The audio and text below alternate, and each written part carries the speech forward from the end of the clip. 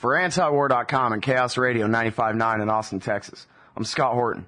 This is Anti-War Radio.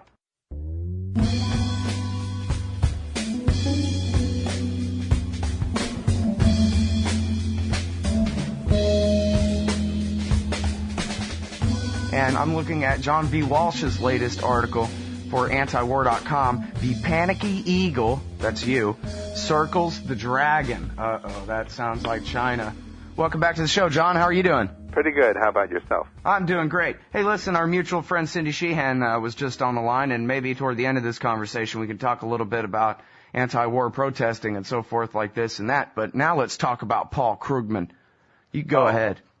Well, I'm not the only one to get upset at Paul Krugman. Surprisingly, yeah. In the Wall Street Journal today, the editorial pretty much agrees. I mean, this is a first for me with what I said about Krugman, and they in an article entitled "Yuan Scapegoat."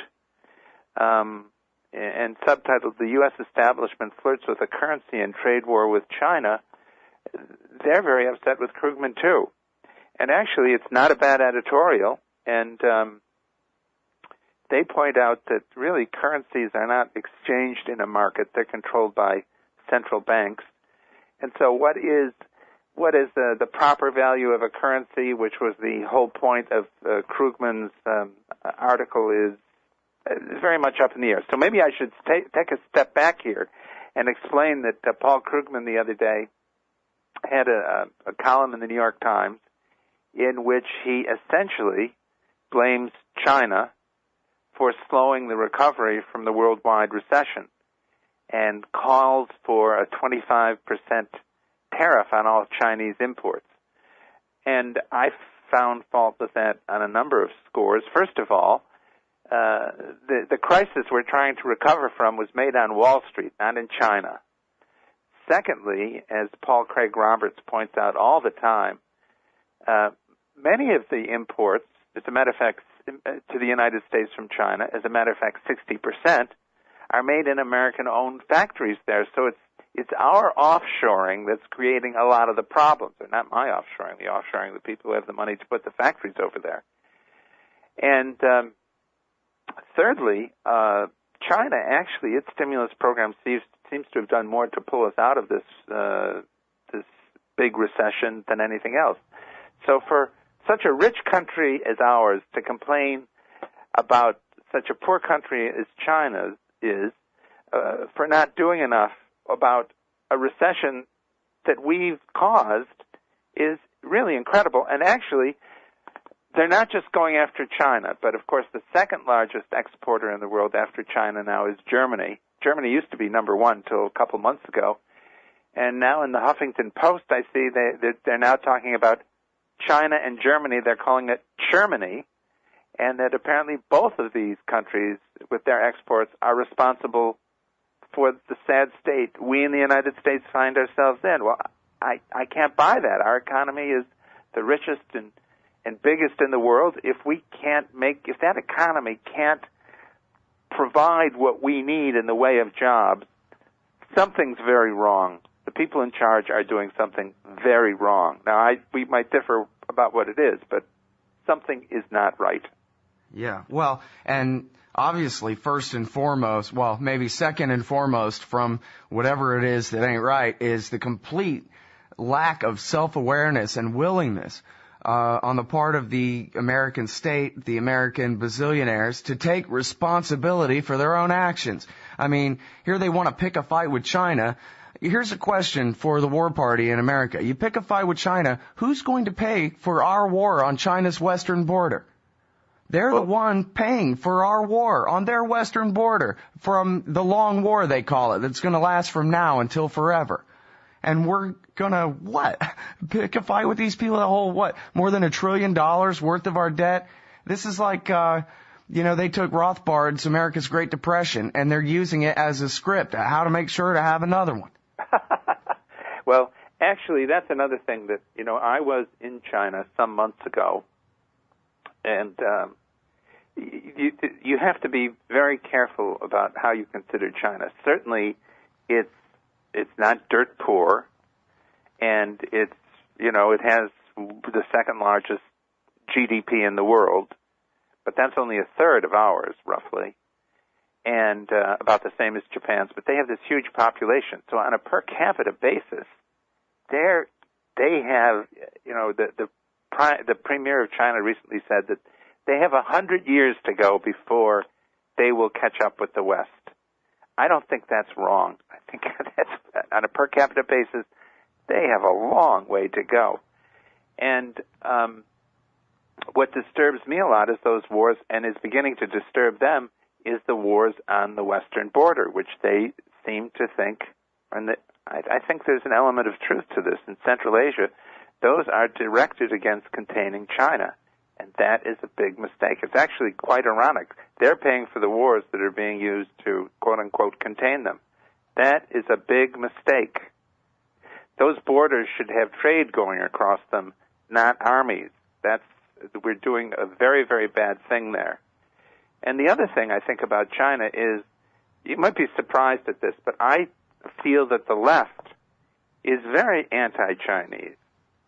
And I think there's a feeling that all countries inevitably will go through a phase of empire if they get to be if they rise to a certain level of prosperity and economic if they climb very high in the economic ladder. Well, that's a very deterministic view of history that depends only on economics, and I don't think it holds.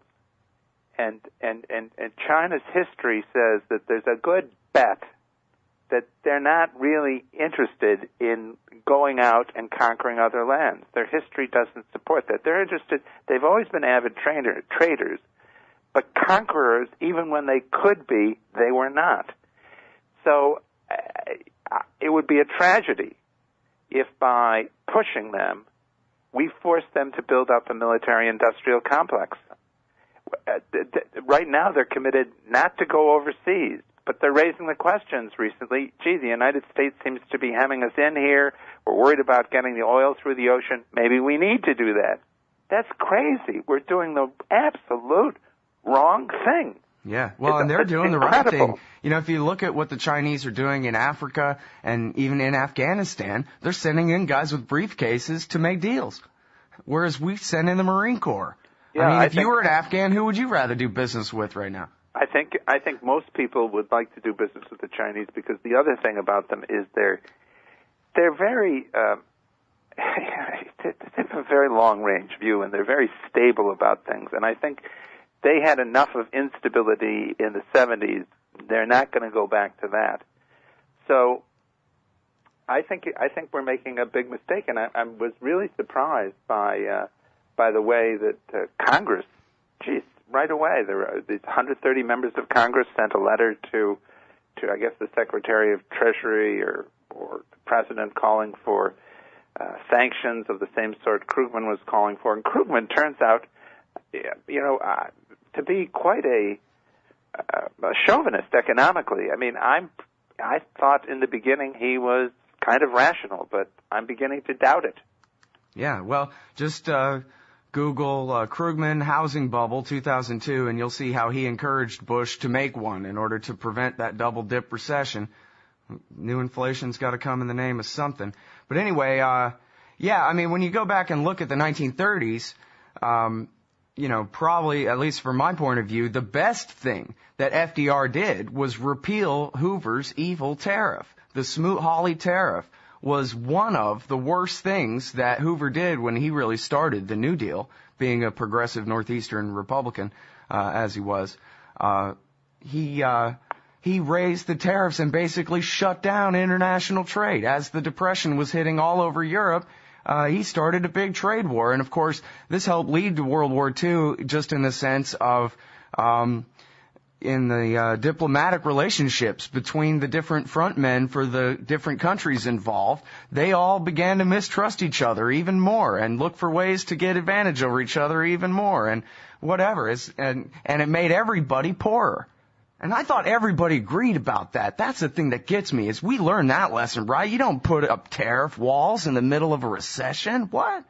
Yes, I think it's crazy. Of course, Krugman says we'll only do it for a while, and we'll only do it in select cases. But, you know, it's a little bit crazy, because then Germany may wonder, you know, are we next?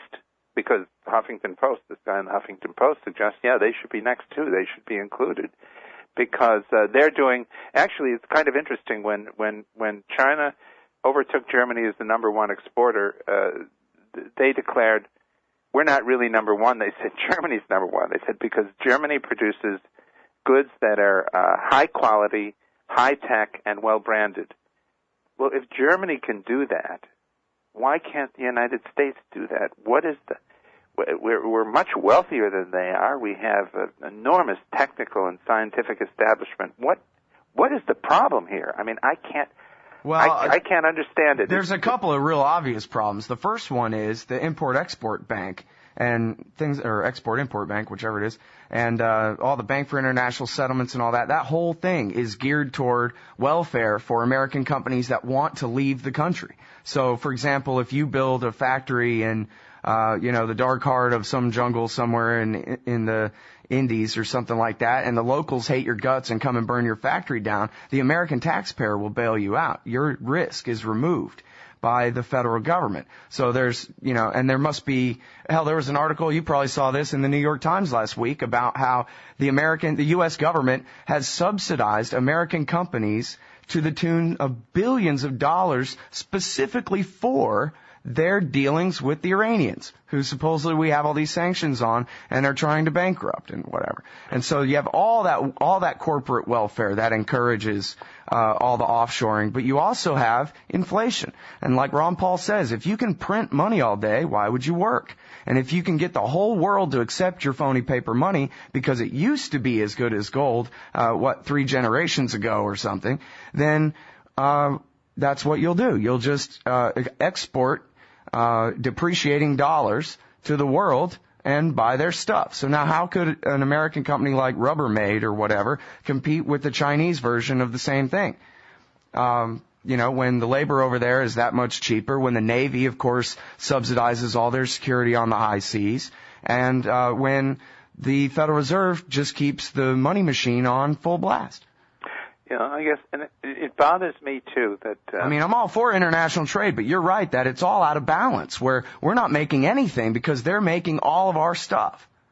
Yeah, well, I mean, to some degree, actually, if developing countries want to use low-cost labor to make low-tech items, that really could free us up to make high-tech items. But when we don't do anything with it, when we don't show that we can do what Germany does, then the opportunity that we have in that exchange is lost. It seems to me you can't have,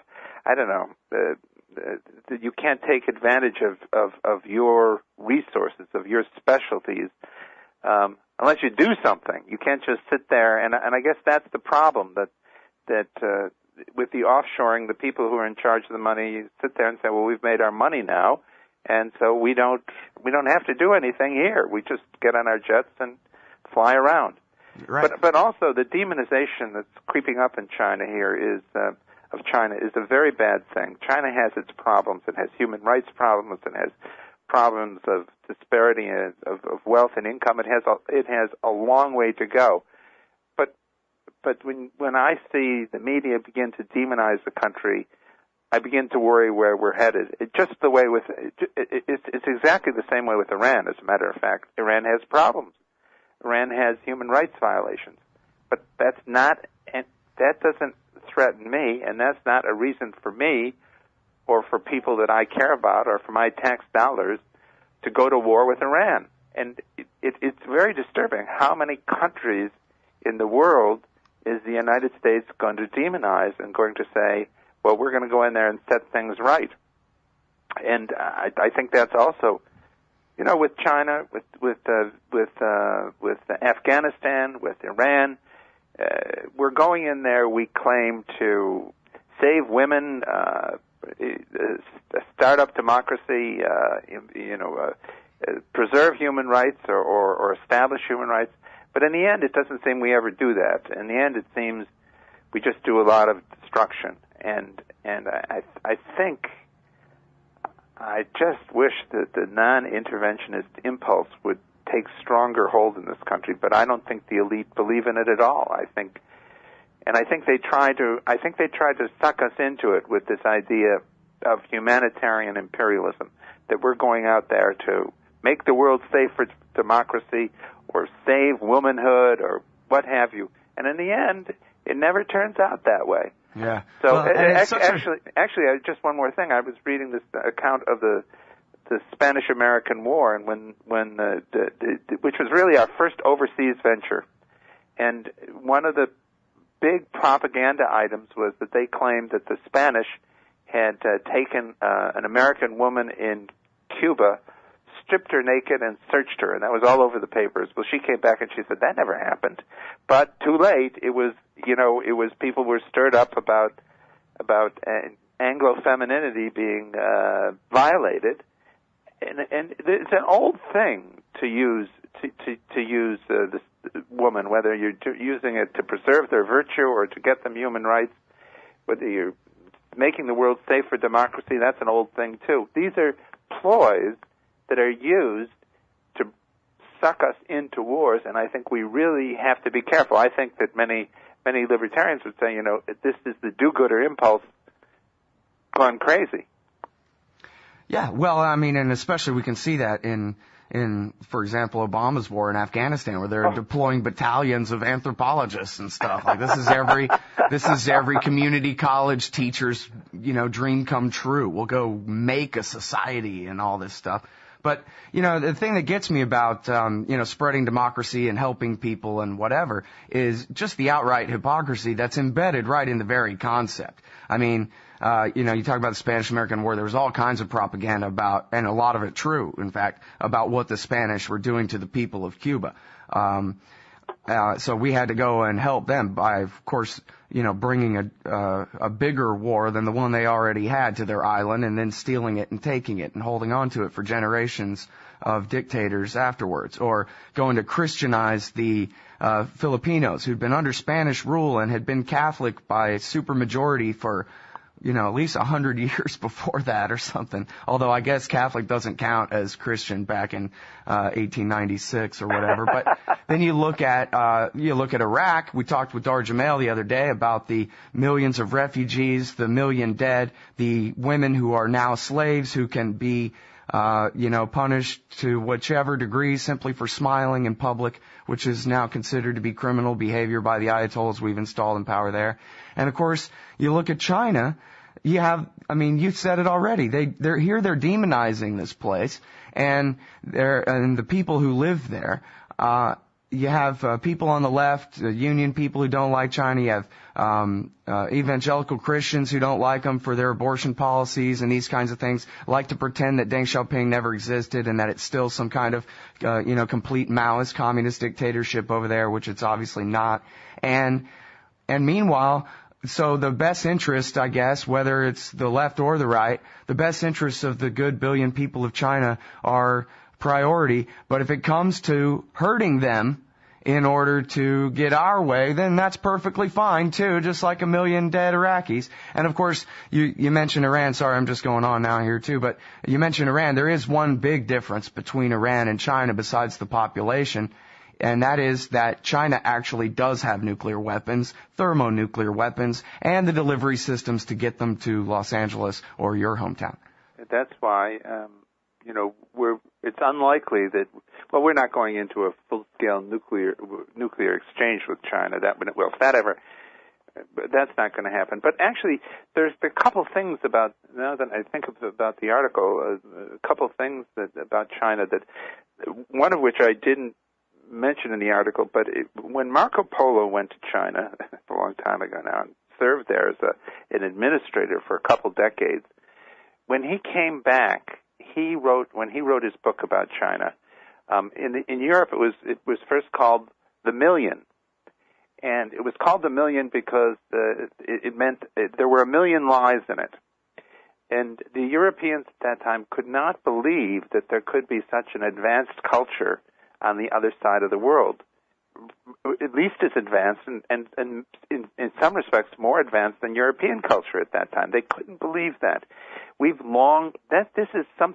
This is a part of the world and a very different culture that we still, I think, don't really appreciate. And the other thing that I did mention in the article is that in 1405, China did send out an exploratory fleet of hundreds of ships, bigger than anything that Columbus would set out on almost a century later. They went all up and down the east coast of Africa. They went into the Red Sea. They explored. Some people claim they came to the Americas, but I doubt that. But they went far and wide, and they had gunpowder. They had an advanced technology. They did a lot of trading, but they never conquered anybody. They never took a slave. They were not interested in that. And at the end of 20 years of doing this, or 28 years, whatever it was, they decided, okay, they had seen enough, and it was time to go home. That is a wonderful impulse. And it may, so I don't know, and it comes out of, I think, that China being in Asia, once the Middle Kingdom, so-called, was consolidated thousands of years ago, the whole problem that China had was keeping people out. It was always the whole history is a very defensive history. And so I think, we ought not to mess with that. We ought to leave that alone and encourage it, and stop threatening them in one way or the other. Yeah. And because, as I said before, if we force upon them a powerful navy to protect their oil supplies, and if recently, for example, the Chinese opened it's last December now, opened this gas pipeline going from the Caspian Sea, Turkmenistan, up through Kazakhstan, over the north where the United States has no military bases, just to take natural gas, which is good for the environment, to China. And the United States complained. It wasn't especially well covered in the press, but there were congressional hearings where people were upset and said, "What are they doing? How can they be allowed to do this? This is outside our control." Well, that's crazy. That's just crazy. Why not let them do it? That's good. Yeah. And when people are wealthier, and have a higher standard of living, their lives are not so short and stunted that they want to easily go off and fight wars. Just like in the United States, we can't have a draft anymore. I don't think the people will put up with it. So why don't we say, geez, this is good for us. Let them go. Yeah. Do this thing. Well, Lou Rockwell had an article, a year ago or something, about how far China has come since the days of the Gang of Four and the Great Leap Forward and all this nonsense, where, I guess people argue whether it's, somewhere between 40 and 60 million people were killed by the dictatorship there. And just in, my lifetime, basically, you've had, I don't know, however many unmeasurable amounts of hundreds of billions, trillions of dollars worth of wealth created in China, and the improvement in the standard of living of so many individuals that you could never count them in your life. And that this is wonderful. And you know what? Yeah, there is still a Politburo over there. And you know what? A lot of things are still wrong with China. But it was literally the worst place that had ever been before. And so they're doing well. And I think part of this too, John, is that there's kind of this idea that we're all about to run out of resources of every description any minute now or something, instead of understanding that this isn't a zero-sum game, that the better the Chinese are doing, the better we can do. The wealthier they are, then the wealthier trading partners we have, the better off we are. It's not like every time that a Chinese guy sits down and has a really nice meal, an American doesn't get one or something. You could make various arguments about it. Certainly we expanded across the continent, and different people have different takes on that. But I think once we started this overseas empire, which is over a century ago now. We started to go down a very bad road, and I think it's going to be hard for us to pull back from that. We do have this huge military-industrial complex. Actually, we were cutting it under Bush 1. We were cutting it, and I don't know what happened with Clinton and Bush 2 and now Obama, but we did head in the right direction then, and I ran for Congress in the early 1990s at the end of the Cold War, and I used to talk about cutting the defense budget in half. Nobody batted an eyelash at that. Oh, that's a good idea. My opponents stayed away from the topic because people seem to agree with that. We don't even talk about that anymore. That's off the table. Yeah, even Jeane Kirkpatrick, the famous neoconservative, former ambassador to the United Nations, she said, oh, great, now we can go back to being a normal country in a normal time. Right. Can you imagine? And then they went to Iraq. Yes, and then they told Saddam, go ahead and invade Kuwait. We don't mind. Hey, listen, speaking of that, though, check out this from thinkprogress.org, the Center for American Progress, neoliberal, cruise missile, pro-warmongers. They got a good blog, though. And this one is pointing out an article by 3 Air Force strategists and scholars, apparently pretty high-level guys. It's at au.af.mil. And they're saying that the United States should cut its nuclear arsenal by more than 90%, John. That we should be down to 311 nuclear weapons from the current 5,000. And basically, from this blog entry here, I haven't gotten a chance to read the thing yet, but apparently the logic goes like this. No matter what, we'll always still be able to nuke Moscow. And as long as we can nuke Moscow, they're not going to nuke us. So we don't even have to have an agreement with the Russians. We should unilaterally reduce our nuclear stockpile to 311. As long as we can nuke Beijing, as long as we can nuke Moscow, nobody's ever going to, Paris, nobody's ever going to start a war with us. Well, not only would that be good for us in so many ways, but I think if it would enhance the reputation of the United States in the world enormously, and it would be a deserved enhancement. So we're on the wrong road, and the one thing that I hope, and I think you did a program on this. I hope that this idea of a right-left coalition against empire, and for the words of who used it first? I guess Martin Luther King. Come home, America. Right now I see that as our best hope, because we have to stop quarreling with one another about this important issue because we disagree on other issues. I think at least it's something new. We ought to try it again. It was the first response to the initial empire move of empire abroad in the Spanish-American War. And actually, it's quite interesting that at that time one of the major anti-imperial forces was Andrew Carnegie, who at the time was the richest man in America, and he didn't like it.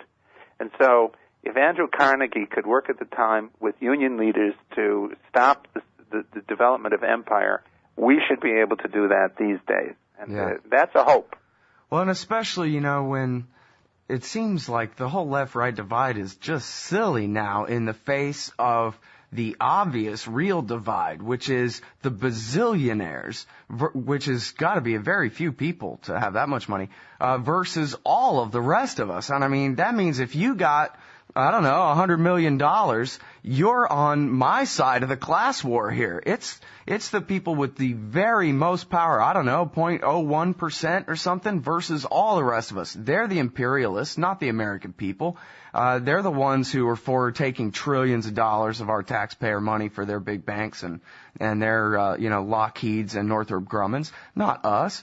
And it seems like the divide ought to be pretty easy to define, and the realignment ought to be, it ought to take the snap of a fingers, man. Come on. It's us versus them. The people without the power versus the people with the power. And we want to end to the empire, and we want our Bill of Rights back. Let's just start with that. It shouldn't be that hard at all. Doesn't seem like to me.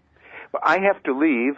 All right. Well, I have to kick you off. But But thanks very much for joining me on the show, John. I really appreciate it. Thank you for having me, and keep up the good work. It's great. Thanks. I really appreciate it. Bye-bye. Everybody, that's John V. Walsh. He writes for Counterpunch. He's a scientist in Cambridge, Massachusetts, and you can find his most recent article for antiwar.com at original.antiwar.com/John V. Walsh. Throw some dashes in between that middle initial there. The panicky eagle circles the dragon. Hey everybody, just wanted to make sure you know about the new time change for the live show. I'm back at 11 to 1 Texas time on Chaos Radio Austin, 95.9 FM, chaosradioaustin.org. And you can also find the archives of the whole shows there as well.